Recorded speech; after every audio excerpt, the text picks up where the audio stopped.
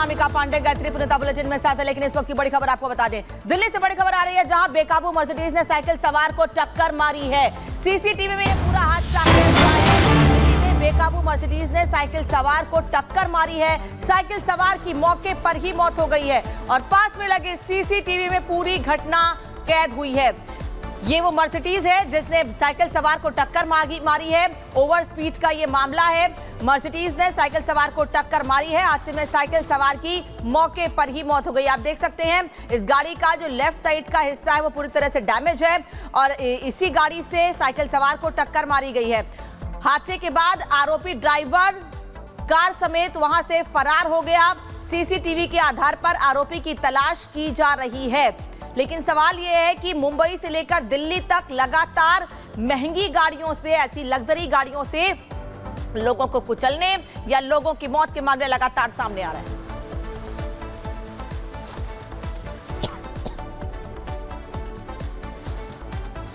तो वहाँ पे मैंने देखा कि उसकी डेड बॉडी पड़ी हुई है। जब इसका एक्सीडेंट हुआ होगा तो गाड़ी बहुत स्पीड में थी, जिससे कि बताया काफ़ी वहाँ पे जो लोग आई विटनेस रहे होंगे, जिन्होंने देखा होगा, तो उन्होंने बताया, उनके थ्रू मुझे पता चला गाड़ी नंबर वगैरह, तो मैंने वेरीफाई किया है मर्सिडीज़ बेंच गाड़ी थी। और सबसे फर्स्ट ऑफ ऑल ये गाड़ी की स्पीड काफ़ी ज़्यादा थी। जब उसका एक्सीडेंट हुआ था तो 50 मीटर दूर पहले ही उसका एक्सीडेंट हुआ, 50 मीटर दूर जाके उसकी बॉडी गिरी और करीब 200 मीटर दूर जाके उसकी साइकिल थी, वो पर डे साइकिल से मतलब अपने जॉब पे जाता था काम करने के लिए। वो around 25 kilometre per day cycle चला के अप डाउन करता था। वो मदनपुर खादर से जोरबाग पृथ्वीराज रोड की तरफ जाता था काम करने के लिए। और इसी खबर पर गणेश हमारे साथ लाइव जुड़ चुके हैं। गणेश, पूरी जानकारी दीजिए, ये जो घटना घटी है कब घटी और क्या कार चालक का अब तक कुछ पता चल पाया है?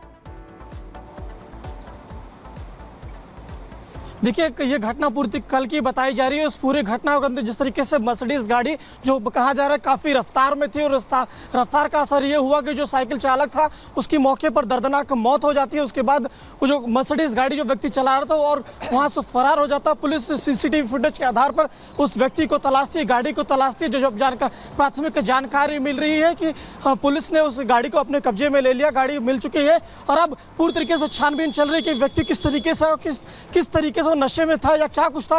ये पूरी छानबीन की बात की विषय होगा।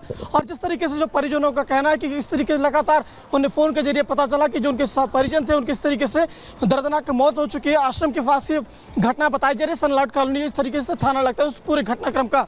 जी तो गणेश बता रहे हैं कि दिल्ली में कैसे हादसा हुआ है और हादसा क्या जानबूझकर जिस तरह से इस घटना को अंजाम दिया गया है। दिल्ली की सड़क पर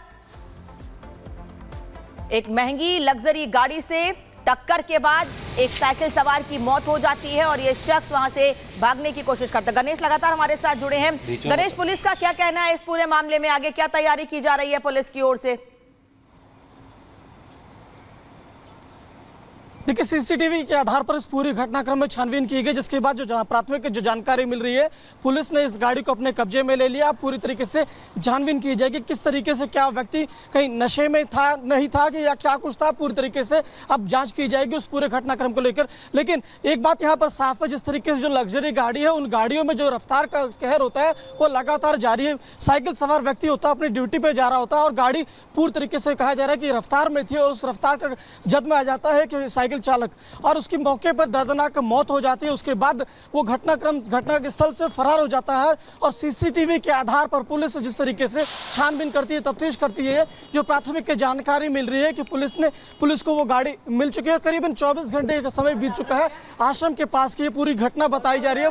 वो जो व्यक्ति ये कहा जा रहा है कि अपने काम के लिए जा रहा था, अपने घर से काम के लिए निकला पड़ा था, लेकिन उसे क्या पता नहीं था कि किस तरीके से जो व्यक्ति गाड़ी चला रहा था कि आगे और भी कोई व्यक्ति हो सकता है। इस तरीके से यानी यूं कहें जो महंगी गाड़ी का रफ्तार, आज साइकिल चालक उसके सामने मौत का शिकार हो गया है। जी, शुक्रिया गणेश इस तमाम जानकारी हमें देने के लिए।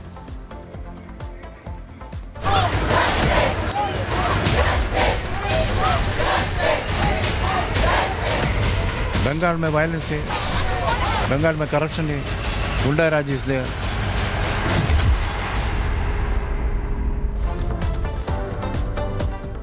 तो तो कोलकाता रेप कांड मामला जिसको लेकर जहां सीबीआई लगातार एक्शन में है तो सियासत भी जारी, लेकिन इसी कड़ी में आपको बता दें बीजेपी के विधायक शुभेंदु अधिकारी ने कई गंभीर आरोप लगाए, पुलिस पर विसरा बदलने का आरोप लगाया और साथ ही कहा कि खून के सैंपल समेत कई सबूत पुलिस ने बदल दिए। ये बड़ी खबर आपको बता दें, कोलकाता रेप कांड से जुड़ी बड़ी खबर है कि बीजेपी के विधायक शुभेंदु अधिकारी ने पुलिस पर कई सवाल उठाए हैं, पुलिस पर विसरा बदलने का आरोप लगाया। ट्रेनी डॉक्टर रेप मर्डर में कई आरोपी हैं, ये भी कह रहे हैं कि शुभेंदु अधिकारी, और साथ ही उन्होंने कहा कि खून के सैंपल समेत कई सबूत पुलिस ने बदले। वॉश बेसिन को बदलकर नया लगा दिया गया। मर्डर के बाद शव को सेमिनार हॉल में रखा गया। तमाम सवाल उठा रहे हैं शुभेंदु अधिकारी, बीजेपी के विधायक हैं जिन्होंने इस रेप कांड को लेकर पुलिस पर कई गंभीर सवाल खड़े किए। तो देखिए शुभेंदु अधिकारी जिन्होंने बड़ा आरोप लगाया है, आरोप क्या लगाया है जरा ये आपको विस्तार से बताते हैं। देखिए कोलकाता पुलिस ने मृत डॉक्टर का विसरा बदला है, ये कहा गया शुभेंदु अधिकारी की तरफ से। उन्होंने कहा कि डॉक्टर के रेप और मर्डर में कई आरोपी शामिल हैं। कोलकाता पुलिस कमिश्नर आरोपियों को बचा रहे हैं, ये भी आरोप लगाया गया है। इसके अलावा खून के सैंपल समेत कई सबूत पुलिस ने बदले।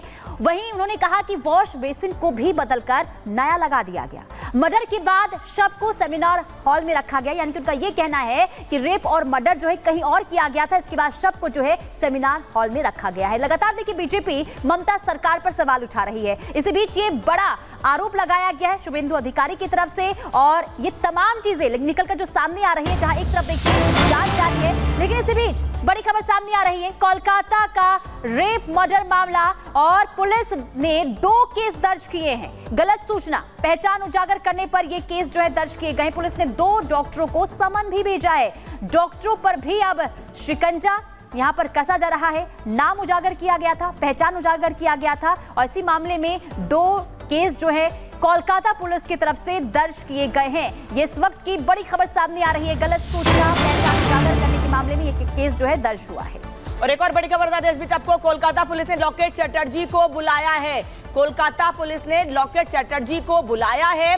बता दें आपको कि कोलकाता रेप मर्डर केस में लगातार बीजेपी की ओर से कई आरोप लगाए जा रहे थे और अब पीड़िता की पहचान उजागर करने के आरोप में लॉकेट चटर्जी को बुलाया गया है। एक तरफ बीजेपी लगातार आरोप लगा रही थी, वहीं दूसरी ओर अब बीजेपी के नेता की मुश्किलें बढ़ रही हैं क्योंकि लॉकेट चटर्जी पर आरोप है कि पीड़िता की पहचान उजागर की है। और सीधे ग्राउंड पर रुक करते जतिन इस वक्त हमारे साथ लाइव जुड़ रहे हैं। जतिन, एक तो लॉकेट चटर्जी को बुलाया गया, उसको लेकर क्या जानकारी मिल पा रही है, क्योंकि एक बड़ा आरोप पहचान उजागर करने का उन पर लगा है, लेकिन सबसे बड़ी बात शुभेंदु अधिकारी कह रहे हैं, वो कह रहे हैं कि पुलिस ने खून के सैंपल बदल दिए, कई सबूत बदल दिए। वो कह रहे हैं कि पुलिस ने तो विसरा भी बदल दिया। ये बहुत गंभीर आरोप है पुलिस पर। आज बिल्कुल देखिए, सबसे पहले 2 जो एफआईआर दर्ज किए उसके बारे में आपको बता दें। कोलकाता पुलिस ने 2 एफआईआर दर्ज किया। एक एफआईआर डॉक्टर्स के उन स्टेटमेंट के खिलाफ दर्ज किया जिसमें पोस्टमार्टम रिपोर्ट के बारे में तमाम जो भ्रामक चीज़ें हैं वो बोली गई, ऐसा कोलकाता पुलिस का कहना है। कमिश्नर कोलकाता ने खुद प्रेस कॉन्फ्रेंस की थी और बोला था कि कई सारी चीज़ें ऐसी चल रही हैं जो कभी भी ऑन रिकॉर्ड नहीं थी और उसी को देखते हुए 2 डॉक्टर्स को सबमिट किया गया और साथ ही लॉकेट चटर्जी को इसलिए सम्मन भेजा गया है और एफआईआर दर्ज की गई है कि उन्होंने पहचान जो है वो विक्टिम की उजागर की थी, तो सम्मन भेजा गया है। इन सभी को इन्वेस्टिगेशन ज्वाइन करना होगा। लेकिन शुभेंदु अधिकारी जो बातें कर रहे हैं, तो कहीं ना कहीं ये बातें हर इंसान कोलकाता में जो भी प्रोटेस्ट कर रहा है वो इस तरीके की बातें कर रहा है कि इन्वेस्टिगेशन पुलिस ने ठीक से नहीं की। आप सोशल मीडिया खंगाल लीजिए, विपक्ष में बैठे नेताओं को खंगाल लीजिए, प्रोटेस्ट कर रहे हैं डॉक्टर्स को खंगाल लीजिए, सभी एक ही सुर में ये बात बोल रहे हैं कि कोलकाता पुलिस के इन्वेस्टिगेशन पर उनको भरोसा नहीं है और यही वजह थी कि हाईकोर्ट ने इस पूरे मामले की जांच जो है वो सीबीआई को सौंप दी थी। हालांकि सीबीआई अभी ऑन रिकॉर्ड कुछ नहीं बोल रही है। सीबीआई का सिर्फ इतना कहना है कि जो भी फैक्ट्स उन्हें मिल रहे हैं एक लार्जर कॉन्स्पिरेसी के तौर पर सीबीआई इस पूरे मामले को इन्वेस्टिगेट कर रही है। लेकिन सोर्सेज हमें यह बता रहे हैं कि कोलकाता पुलिस की इन्वेस्टिगेशन रिपोर्ट जो है उसको सीबीआई पूरे तरीके से कैरी नहीं कर रही है। सीबीआई का कहना है कि उनकी इन्वेस्टिगेशन उन्होंने की, लेकिन हम अपने हिसाब से इन्वेस्टिगेशन कर रहे हैं और यही कारण है कि पूर्व प्रिंसिपल से कल मतलब पिछले 2 दिनों में 2 बार पूछताछ की गई और आज तीसरी बार 11 बजे उनसे फिर से पूछताछ की गई और 2 दिन में पूछताछ 25 घंटे आप ये समझिए और साइको एनालिसिस टेस्ट कराना मुख्य आरोपी का। तो ये बात बिल्कुल क्लियर है कि कोलकाता पुलिस की जो थ्योरी थी उसको सीबीआई कैरी फॉरवर्ड नहीं कर रही और शुभेंदु अधिकारी जिस तरीके से बोल रहे हैं कि सेमिनार हॉल में उसको रख दिया गया, हत्या कहीं और की गई, वॉश बेसिन बदल दिया गया, इसके पीछे आधार दरअसल ये बताया जा रहा है कि कंस्ट्रक्शन शुरू करवा दिया गया। कंस्ट्रक्शन क्यों शुरू कराया गया? मान लीजिए अगर सेमिनार हॉल में ये पूरा इंसिडेंट हुआ है, उसके 20 मीटर दूर आप कंस्ट्रक्शन शुरू करा देते हैं तो कहीं ना कहीं एविडेंस इससे टेम्पर हो सकते हैं और आपने आपको लगातार वो तस्वीरें भी दिखाई कि कैसे सीबीआई की टीम एफएसएल टीम के साथ 3D लेजर स्कैनर लेकर सेमिनार हॉल पहुंची, क्योंकि एक हफ्ता बीत चुका है। धूल होगी, डस्ट होगी, कितने लोग गए होंगे, सीबीआई की टीम जब गई होगी उनके फुटप्रिंट होंगे, तो तमाम ऐसी चीज़ें हैं। एक तरफ जो तमाम इन्वेस्टिगेशन है, एविडेंस को कलेक्ट करना सीबीआई के लिए प्रेफरेंस है, लेकिन जो एलिगेशन लग रहा है वो हर इंसान के जहन में एलिगेशन है, लेकिन सीबीआई का साफ तौर पर कहना है कि वो इन्वेस्टिगेट कर रहे हैं। कल हमने गवर्नर से भी बात की, उनका भी कहना है कि सच सामने आएगा। सीबीआई इस पूरे मामले की जांच कर रही है, सच सामने आएगा और जो भी फैक्ट्स होंगे वो सीबीआई इन्वेस्टिगेशन में क्लियर हो जाएंगे। जतिन, धन्यवाद आपका इस जानकारी के लिए। तो एक तरफ सीबीआई की अपनी तैयारियां हैं, सीबीआई की टीम पूछताछ के लिए पूरी तरह से तैयार है, वहीं दूसरी ओर बीजेपी के नेता की मुश्किलें भी बढ़ रही हैं। धन्यवाद आपका इस तमाम जानकारी के लिए।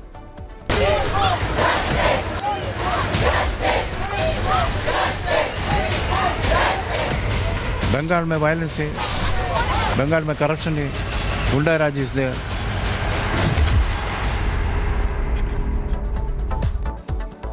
और कोलकाता रेप केस में निर्भया की मां ने भी सवाल खड़े किए हैं। उन्होंने सीधे सीधे सरकार से सवाल पूछा है। उनका कहना है कि ये कैसा सिस्टम है जो आरोपी को पर्दे में रख रहा है। ये कैसी सरकार है जिसे न्याय देना चाहिए, जिसे न्याय करना चाहिए, लड़कियों की हिफाजत करनी चाहिए, वो खुद सड़क पर उतरकर प्रदर्शन कर रही हैं। रिपोर्ट देखिए।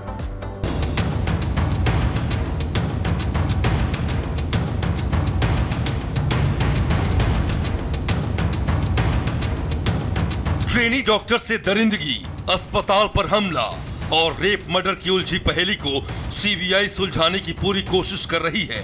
सीबीआई इस मामले के हर पहलुओं को ध्यान में रखते हुए अपनी जांच आगे बढ़ा रही है, लेकिन वारदात के कई रोज गुजर जाने के बावजूद इस केस की प्रोग्रेस रिपोर्ट एक कदम भी आगे बढ़ती नहीं दिख रही है, जिसे लेकर पूरे देश में असंतोष का माहौल है।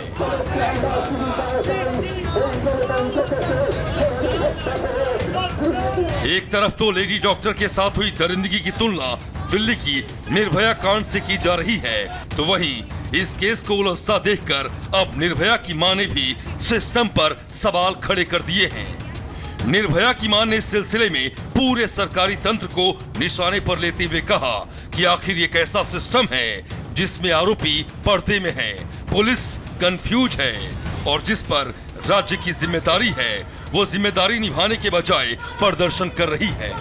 6 दिन हो गया, न पुलिस और अभी सीबीआई तो कल से लगी है, अभी कोई डिसीजन पे नहीं पहुंचा गया कि नहीं उस बच्ची के साथ एक था या और कोई शामिल है, या उसको कैसे इंसाफ मिलेगा, ये सोचना बहुत दूर की बात है।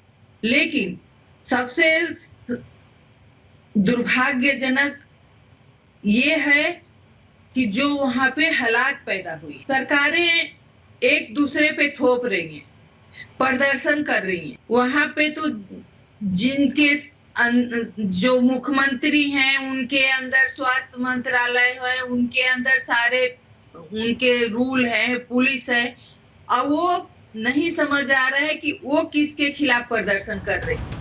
निर्भया की मां ने इस मामले में सीधे तौर पर सीएम ममता बनर्जी पर सवाल उठाते हुए कहा कि सीएम खुद एक महिला हैं, लेकिन वो जिस तरीके से इस मामले में काम कर रही हैं वो हैरान करने वाला है।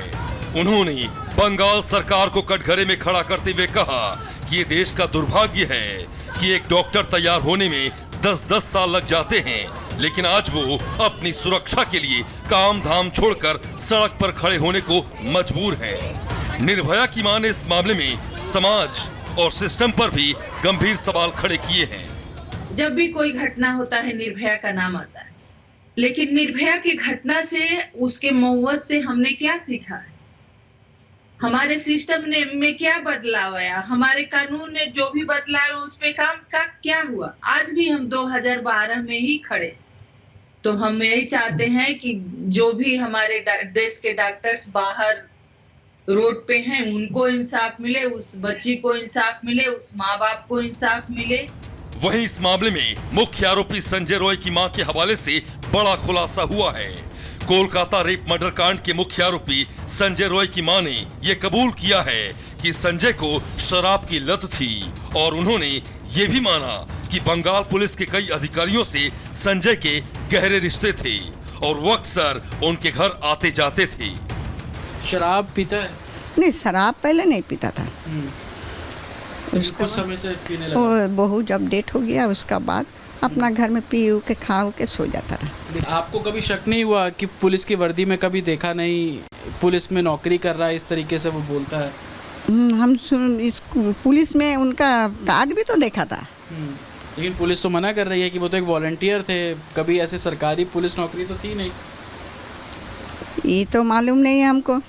शायद लोग एक बार शायद आया भी उनका बहू से, होली के दिन बहू से मिला खाया, शहर के सम्मान भी दिया।